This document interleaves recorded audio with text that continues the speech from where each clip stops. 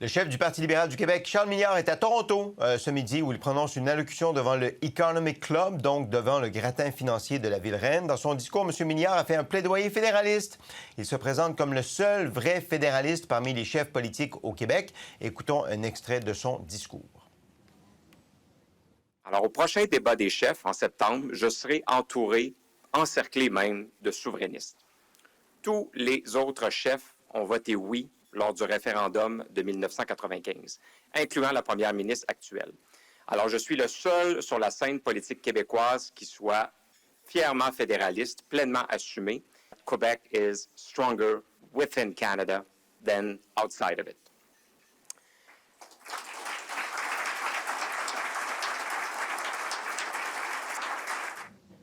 OK, Françoise, est-ce que c'est un bon argument pour M.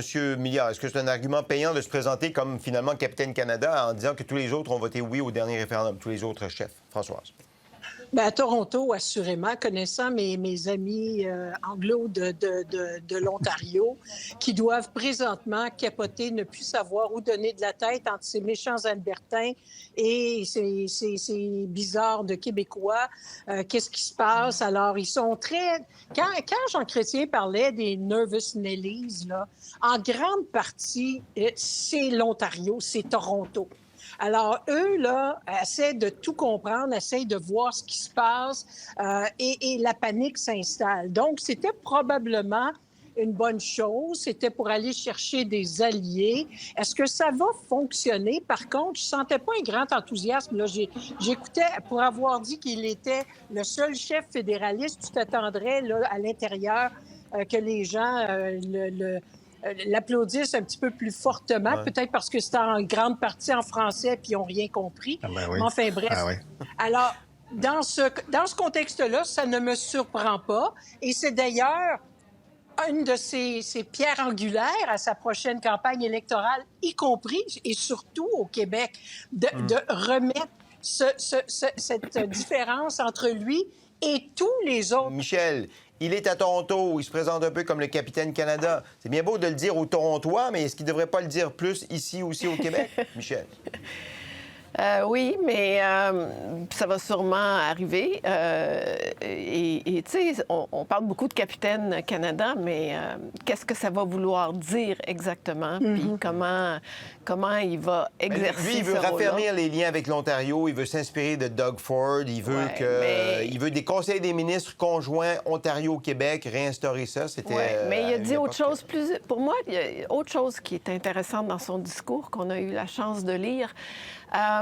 Il se présente comme le premier ministre francophone qui veut redonner le blason économique au Parti libéral. Et il nous dit qu'il va déposer prochainement une stratégie économique francophone. Et il dit aux Ontariens, vous savez, la francophonie, c'est 300 millions de personnes. C'est différents pays qui ont une connotation francophone. Nous sommes cette porte d'entrée. Il dit à l'Ontario, associons-nous, travaillons ensemble, et il y a là un marché à développer pour justement s'éloigner, par exemple, de la dépendance avec les États-Unis. Qu'est-ce que ça comprendra, cette stratégie-là? On verra. Mais ce qu'il dit, c'est que il y aura des missions commerciales. On va essayer de développer ce marché-là. Alors, pour lui, aujourd'hui, ce qu'il dit, de parler français, et il se positionne par rapport à ses opposants au Québec. Hein? On lui reproche qu'il n'est pas suffisamment identitaire, qu'il ne défend pas suffisamment la langue française. Alors, lui, il dit, on va faire de l'économie en français. Et qu'est-ce que ça va vouloir dire? Bien là, c'est à suivre. Est-ce que ça peut être ça, son véhicule de nationalisme? On verra. Le nationalisme économique? Oui, en tout cas, moi, je trouvais ça nouveau, disons ça comme ça. Aujourd'hui, c'est comme une nouveauté dans son discours. Mais le diable est dans les détails. Il faudra voir comment il va concrétiser cette vision-là. Mais c'est un angle que, à ma connaissance, il n'y a jamais personne a utilisé en disant, bien, être francophone, c'est un avantage et ça peut être un avantage économique. Mais les Ontariens, ils sont francophones, eux? Non, mais il dit... associez-vous il y a une grosse communauté. Ben oui, il y a des Franco-Ontariens, mais il dit, associez-vous à nous Et on pourra développer possiblement ce marché-là. D'accord. Mon collègue à ma droite, il va dire, bien, peut-être que c'est de l'utopie, mais moi, je dis, peut-être que c'est quand même un positionnement qui peut certainement lui être favorable si tel est dans le détail de l'action, on trouve qu'il y a là une possibilité. OK. Qu'est-ce qu'il pense, le collègue à droite, Jean-François? Il a son sourire, il a son sourire. Michel, je t'interdis de lire dans mes pensées et de précéder ce que je vais dire. C'est pas correct, ça. Moi, je ne le fais pas, moi. Je m'amuse un peu. Exprimez-vous. Oui. C'est parfait. Donc, d'abord, sur sa déclaration qu'il sera le seul au débat des chefs à avoir voté non au référendum de 95, moi, je trouve ça très bon. D'ailleurs, il le dit en français à Toronto pour qu'on prenne cette clip-là ici, donc ça a fonctionné. Exact. Et effectivement, s'il réussissait à convaincre tous les fédéralistes durs, là, ceux qui ont voté non, les francophones qui ont voté non en 95, il y en a quand même presque 40 des francophones qui ont voté non et qui sont encore avec nous, ou les autres qui auraient fait la même chose, ben, ils seraient au gouvernement. OK? Alors, donc, s'il réussit à discréditer les autres chefs fédéralistes, Mme Fréchette, M. Duhem, en disant, ben, vous savez, ils ont voté oui en 95, c'est pas des vrais fédéralistes. Quand ça va chauffer, là, on n'est pas sûr qu'ils vont voter non. Puis c'est vrai, on n'est pas sûr qu'ils vont voter non la prochaine fois. Le seul où vous êtes sûr que voter non, c'est moi. C'est moi! Alors, moi, je pense que c'est une bonne stratégie. Puis il devrait venir le dire. Mais j'ai un conseil à lui donner. Vous savez que j'aime rendre service.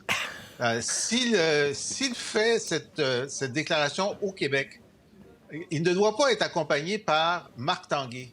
Parce que Marc Tanguay a voté oui en 95. Il était le président des jeunes bloquistes de la région de Québec. OK? Alors, il faut qu'il choisisse les gens là, qui il font est la avec corde André verte Fortin, Jean-François. Il est à Toronto avec André Fortin. André Fortin, on n'a Il pas de avait doute. bien Il a voté choisi. non. Ben oui. Il avait bien... André Fortin, je suis pas mal sûr qu'il a voté non en 95. Pas mal sûr. Bon. Alors ça, c'est bien. C'est bien. C'est une vraie ligne de fracture. Sur le reste du discours, ben écoutez, c'est des paroles verbales, là. Ça serait bien d'avoir une stratégie, oui. Ça serait bien de lever les barrières. Ben, ça dépend. Lesquelles? On va vous revenir là-dessus. Je vais vous démontrer comment on peut utiliser la francophonie pour faire des sous. Ah bon? Moi, j'étais ministre de la francophonie. Ça fait 60 ans qu'on essaye. On n'a jamais réussi. En Afrique, on a réussi en France, mais pas en Afrique. Alors, moi, je suis preneur de qu'est-ce qui va marcher grâce à lui maintenant. Et donc, pour le reste, c'est du positionnement. Puis c'est correct, dans un premier temps, d'aller faire un positionnement. Ensuite, on verra les stratégies. Mais là, les questions viennent vite. Les barrières entre le Québec et l'Ontario, ben, il y en a une, c'est les travailleurs des constructions. Les travailleurs de la construction ne peuvent pas travailler au Québec s'ils ne passent pas les examens de certification, parce que les leurs sont moins exigeants que les nôtres. Bon, alors c'est ça. Alors, est-ce qu'on va accepter ça? Ça fait très longtemps qu'on n'arrive pas à faire ça, qu'on ne veut pas. Et puis, il y a le principe de la langue. Ensuite, moi, j'aimerais voir des missions conjointes Québec-Ontario d'attraction de l'investissement, parce que dès la deuxième, on fait le pitch, puis ensuite, l'investisseur, il dit, bon, ben, il faut choisir entre l'Ontario et le Québec. Nous sommes des compétiteurs absolus dans l'attraction d'investissement. Alors, ça serait pas facile à faire. Alors, écoutez, très bien. Il fait son voyage à Toronto, il se positionne. On va attendre les détails pour le reste. Je vous signale que André Fortin a 44 ans. Donc, il était trop jeune pour voter au référendum de 95. Mais il a peut-être voté quand même. Non, mais dans son esprit, je suis probablement qu'il vote. C'est ça. Au prochain, il va voter non, c'est sûr aussi.